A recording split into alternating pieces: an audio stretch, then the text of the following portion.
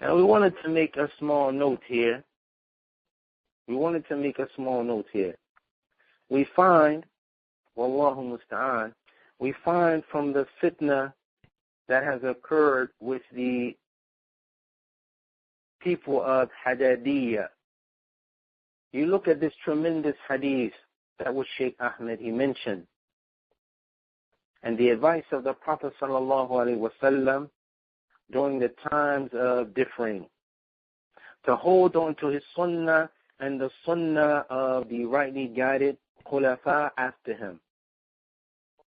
And then you find from them, Wallahu musta'an, Allah yahdihi, Sheikh Yahya al-Hajuri. You find that the way that he applies this hadith in his response to his statement of the adhan of Uthman is a innovation, or was a innovation. So in his defense, he says that this hadith and the statement of the Prophet ﷺ, the sunnah of the Khulafa al-Rashideen, he explains it that the only thing that is considered the sunnah of the Khulafa al-Rashideen is the sunnah that which took place while all four of them were there and alive. This is his understanding and application of this statement of the Prophet sallallahu alaihi wasallam. وما له دليل في هذا الشر, and there is no proof for him لا من السلف ولا من الخلف, not from the Salaf al-Salih and not from those who have come after them, from Ahlul Sunnah, who explains this hadith like this.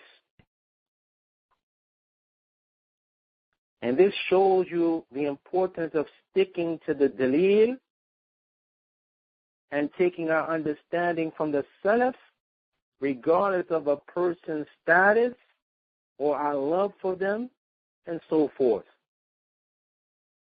regardless of our respect for them and what we may have benefited from them.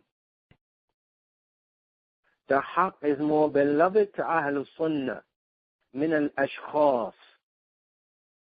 than people and notoriety or popularity. And so we remind one another of this affair. We remind one another of this affair. We look at these affairs based upon the understanding of the Salaf, based upon the understanding of the Sahaba, whatever the affair may be.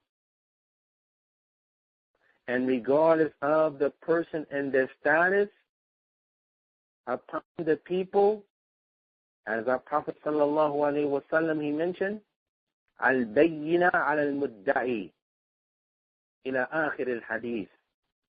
The proof is upon the claimant. So like this claim of Yahya and other than him, those who claim what they claim, upon them is the proof, not upon the accused.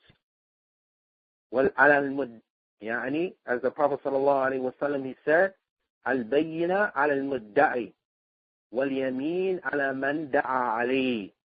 In the right hand, meaning the swearing, the oath is upon the one who was accused. The proof is not upon the accused. The proof is upon the accuser. As even more so our Lord, who subhanahu wa ta'ala mentioned in his tremendous book, قُلْ هَاتُوا بُرْحَانَكُمْ إِن كُنْتُمْ صَادِقِينَ. Say, bring your proof if you are truthful. No one from Ahlul Sunnah can say when a person makes a claim, it's disrespectful to ask for proof. This is batil. This is batil. And we ask them, Who is your Salaf in this affair? Who is your Imam in this statement of yours? Who preceded you in this statement? Ka'inan man kan, whoever they may be.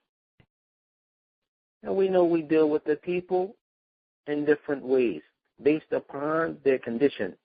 Not with adab, but it is the right of the people that the accuser brings their dalil, that they bring their dalil. Or, as Sheikh Muhammad al-Anjari, he mentioned, or he says, or you are a liar with clear lies, or you are a liar with clear lies.